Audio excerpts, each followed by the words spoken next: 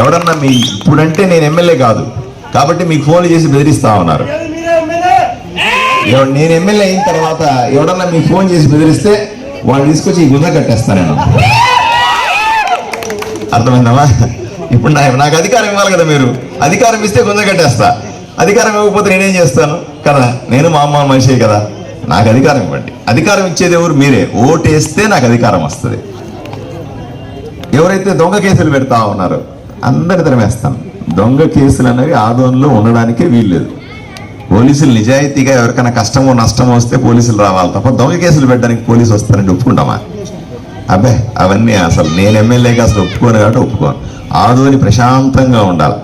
ఎవడన్నా కబ్జా ఇప్పుడైతే మీరు మళ్ళీ సాయిప్రసాద్ రెడ్డికి ఓటేశారనుకోండి, కబ్జా చేసుకుంటుంటాడు. మీరంటారు అక్కడెక్కడో కబ్జా చేశారంట సార్, మా ఇల్లు బాగుంది కదా అంటాడు. ఆ వీధి చివర కబ్జా చేసిన వాడు రేపు మీ ఇల్లు కబ్జా చేయడా? చేస్తాడా? చేయడా? మరి ఈ దుర్మార్గం ఉంచుకోవాలనా? ఎత్తి పారేయాలి.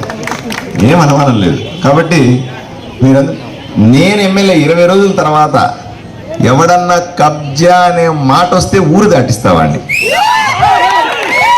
ఎవడు కబ్జా అని చెప్తే ఏం చేస్తా? ఊరు దాటిస్తా. ఊరు ప్రశాంతంగా ఉండాలి.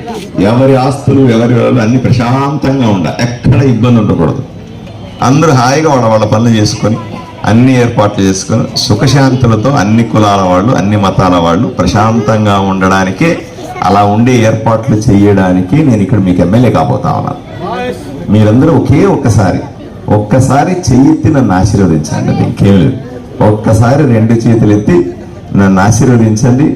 మీకు రెగ్యులర్గా వేసేటువంటి సైకిల్ గుర్తు కాకుండా నాకు ఓటు వేయాలంటే ఏం గుర్తు మీద వేయాలా? ఏం ఓటు వేయాలమ్మా? కమలం పువ్వు గుర్తు ఓటు వేయాలి.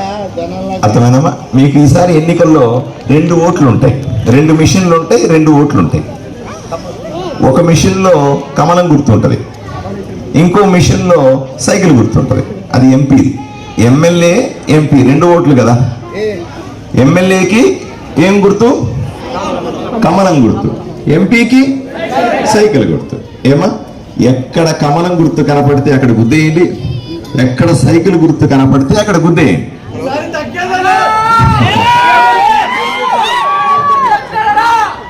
మీరు తగ్గద్దు, నేను తగ్గను. సరే?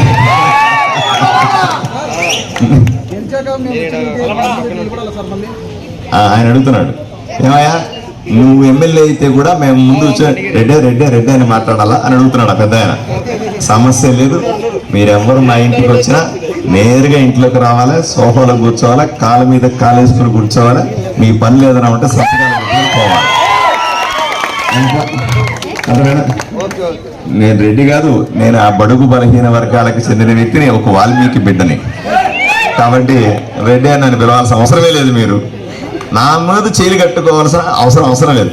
అరాకొరా అయితే మీరు ఓటేసినందుకు నేను చేయిలు కట్టుకొని ఉంటానే తప్ప నా ముందు మీరు ఎవరు చేయిలు కట్టుకోవాలి. ఎందుకంటే నన్ను రేపు ఎమ్మెల్యే చేస్తే నేను మీ ముందు చేయి కట్టుకోవాలి. ఎందుకు? నాకు అధికారం ఇచ్చారు, మీకు మంచి చేసే అవకాశం ఇచ్చారు, మీకు సేవ చేసే భాగ్యాన్ని ఇస్తా ఉన్నారు. అందువల్ల నేను మీ ముందు చేయి కట్టుకోవాలి. మీరు నా ముందు చేయి కట్టుకునే అవసరం నా జీవితంలో ఉండదు అని మీకు అందరికీ హామీ ఇస్తా ఉన్నా. ఏనా? సరేనా? ఏంపా ఓటేస్తారా లేదా? చెయ్యెత్తగా ఓటేస్తారా? అని పెద్ద మెజారిటీతో గెలిపించాలి. ఏదో ఆశ. ఇప్పుడు నేను మళ్ళీ నెక్స్ట్ టైం వచ్చినాను అనుకో ఈ కాలనీకి, మీరందరూ అడుగుతారు నాకు అది ఇది అని అడుగుతాను. అప్పుడు నేను ఇట్లా పేపర్ తీసి చూస్తా, మీ కాలనీలో నాకు ఎంతమంది ఓట్లు వేసారని చూస్తానా చేయనా? నాకు పెద్ద మెజారిటీ ఇచ్చారనుకో, అప్పుడు నేను అడిగిందంతా టక్కడ సంతకం పెడతా. లేకపోతే ఏమప్పా మీరు, నేను ఆ రోజు అడుక్కుంటే కదా చెట్టు కింద కూర్చొని, అయినా కూడా మీరు ఓటు వేయదు కదప్పా అని అడుగుతాను లేదా? అడుక్కున్నప్పుడు ఓటు వేయాలి కదా.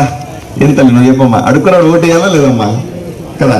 నేనేమన్నా మీ ఇంట్లో ఆస్తి అడుగుతున్నానా, మీ వాటర్ అడుగుతున్నానా, లేదా మీ జోడు డబ్బులు అడుగుతా ఉన్నా? ఏమీ లేదు కదా.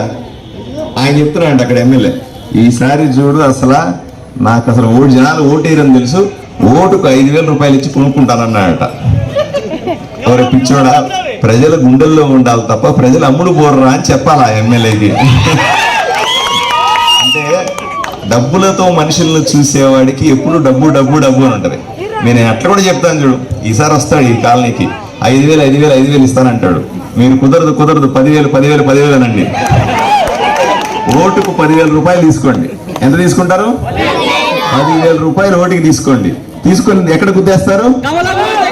కమలకు గుద్దేయండి. అక్కడ డబ్బులు తీసుకొని ఇక్కడ గుద్దేయండి. మీకు 10,000 వచ్చా, మళ్ళీ వచ్చి నేను అన్ని పనులు చేసి పెడితే మీకు పనులు కూడా అయిపోయా. బాగుందా? అటు ఇటు రెండు లాభమే కదా. ఎట్లా ఉంది ఐడియా? చెప్పక ఎట్లా ఉంది ఐడియా? మంచిదే కదా. మీరేం చెప్పాలా? ఆయన 5,000 అంటే మీరేం చెప్పాలా? గట్టిగా చెప్పండి. 10,000 అనాలా? మనం బస్సులో టికెట్ అడుగుతాం కదా, టికెట్ అట్లా 5,000 అంటే మీరేమనాలా?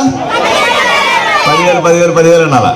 10,000 ఇస్తే గానీ ఓటే వేరే దారి లేదు కదా. ఎట్లా ఓడిపోతాం కదా.